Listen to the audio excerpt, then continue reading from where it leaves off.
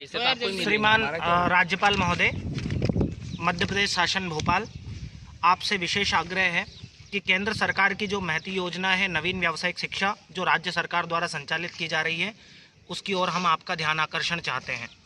श्रीमान, हम आपको बताना चाहते हैं कि बेरोजगारी की समस्या से जूझते हुए प्रदेश में व्यावसायिक शिक्षा ही एकमात्र ऐसी सौगात है जिसके माध्यम से विद्यार्थियों को व्यावसायिक शिक्षा प्रदान कर स्वरोजगार हेतु प्रोत्साहित किया जा रहा है। परंतु श्रीमान, हम आपका ध्यान आकर्षण चाहते हैं कि हमारे प्रदेश का दुर्भाग्य है कि यह सारी व्यवस्था राज्य सरकार ने वीटीपी के माध्यम से करी है, जिसमें वीटीपी वे कंपनियां होती हैं जो मीडिएटर हैं, जो कमीशन लेती हैं वीटीज को स्कूलों में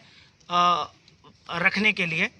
जो कि स्कूलों में वीटीपी रखती हैं। और उनका काम, वीटीपीस का काम वैसे मुख्यतः नियम के अनुसार तो ये है कि व्यावसायिक प्रशिक्षक को नियुक्त करेंगे और उनको प्रशिक्षण प्रदान करेंगे ताकि वह सरकार की योजनाओं को इम्प्लीमेंट कर पाए। लेकिन ये सब कागजों में है। वे वीटीपीस ना तो समय से वेतन दे पाते हैं और ना ही किसी प्रकार का वीटीज को प्रशिक्षण देते हैं, जबकि उसमें भी वो वीटीज को रिक्रूट करने के लिए रिश्वतों की मांग करने लगते हैं। श्रीमान, वीटीपी कई महीनों तक व्यावसायिक प्रशिक्षकों को वेतन प्रदान नहीं कर पाता,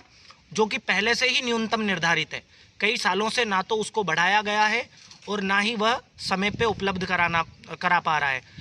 वर्तमान सत्र में भी जुलाई 2022 से वर्तमान फरवरी 2023 तक का वेतन कई वीटीपीओ ने वीटीज को नहीं दिया है, जिससे शिक्षा प्रभावित हो रही हैं, जो कि केंद्र सरकार की महत्वपूर्ण योजना के अंतर्गत आ रही हैं। तो श्रीमान, हम आपसे आग्रह करते हैं कि यह शिक्षा का मुद्दा होने के साथ साथ मानवाधिकार हनन का मुद्दा भी है, जो आजीविका से वंचित किया जा रहा है, जिससे तो हम आपसे चाहते हैं कि ये प्रदेश सरकार में जो एक कंपनी कल्चर पनप रहा है, इसकी ओर आपका ध्यान जाए और ये कंपनी कल्चर ख़त्म हो, ताकि जो काम करने वाले लोग हैं उनका लोकतंत्र पे विश्वास हो, विश्वास बढ़े और विश्वास बना रहे। तो आदरणीय, हम व्यावसायिक प्रशिक्षक संघ मध्य प्रदेश भोपाल की तरफ से आपसे विशेष आग्रह करते हैं कि आप व्यावसायिक शिक्षा की तरफ ध्यान दें और देखें कि इसमें क्या क्या विसंगतियां हैं। वीटीपी के माध्यम से, राज्य शिक्षा केंद्र के माध्यम से और रमसा के माध्यम से उनको दूर करवाएं। आपसे यही आग्रह है। धन्यवाद। माननीय मुख्यमंत्री महोदय, मध्य प्रदेश सरकार, शिवराज सिंह जी उर्फ मामा जी, हम लोग व्यावसायिक प्रशिक्षक हैं और हमें कई महीनों से वेतन प्राप्त नहीं हुआ है। जुलाई 2022 से लेकर के वर्तमान फरवरी 2023 तक का वेतन हमें अप्राप्त है और इससे आपकी सरकार के खिलाफ समाज में गलत मैसेज जा रहा है। हम आपसे विशेष आग्रह करते हैं कि माननीय मोदी जी की महत्वपूर्ण योजना नवीन व्यावसायिक शिक्षा, जिसके माध्यम से वह डिजिटल इंडिया का सपना देखते हैं, बेरोजगारी मुक्त भारत का सपना देखते हैं, स्वरोजगार का सपना देखते हैं, युवाओं को उसमें सम्मिलित करने के लिए उन्होंने जो योजना बनाई है न्यू एजुकेशन पॉलिसी 2020, उसको हम साकार करने के लिए व्यावसायिक प्रशिक्षक काम कर रहे हैं। परंतु दुर्भाग्य है कि वर्तमान जो राज्य शिक्षा केंद्र के अधिकारी हैं, वे सारे अधिकारी और कंपनियां मिलकर के सरकार का नाम खराब करने के लिए और आपस में गठजोड़ करके व्यावसायिक प्रशिक्षकों को प्रताड़ित करती हैं, साल भर तक वेतन प्रदान नहीं करती हैं और अपना कमीशन कई तरीकों से कलेक्ट कर लेती हैं। तो माननीय मुख्यमंत्री महोदय, हम आपको दिखाना चाहते हैं कि आगामी चुनाव को मद्देनज़र रखते हुए आप इस ओर ध्यान दीजिए, नहीं तो ये प्रशासनिक अधिकारी आपको सरकार से बेदखल करने के लिए कई युक्तियां निकाल चुके हैं और वे चाहते हैं कि मामा जी और भाजपा सरकार अब सरकार में ना आए, इसलिए वह जनता को विभिन्न तरीकों से प्रताड़ित करते हैं। आपके वोटर्स को, जो आपकी योजनाओं को आगे बढ़ाने के लिए हरदम तैयार रहते हैं, उनको प्रताड़ित करते हैं और वो आपकी सरकार के लिए एक तरीके से खतरा बन रहे हैं। तो ऐसे लोगों को चिन्हित करें जो सरकार शासन में रह करके, प्रशासन में रह करके जनता को प्रताड़ित कर रहा है और जो सरकार, केंद्र सरकार की महत्वपूर्ण योजना है, आदरणीय मोदी जी का जो सपना है, उसको पूरा नहीं होने में कार्य कर रहे हैं। तो ऐसे लोगों को चिन्हित करें, वीटीपीस को व्यावसायिक शिक्षा से हटाएं और प्राइवेटकरण, शिक्षा का प्राइवेटकरण ना करें, ताकि भविष्य में शिक्षा, स्वास्थ्य संबंधी जो महत्वपूर्ण मुद्दे हैं उससे गरीब जनता वंचित ना रहे। धन्यवाद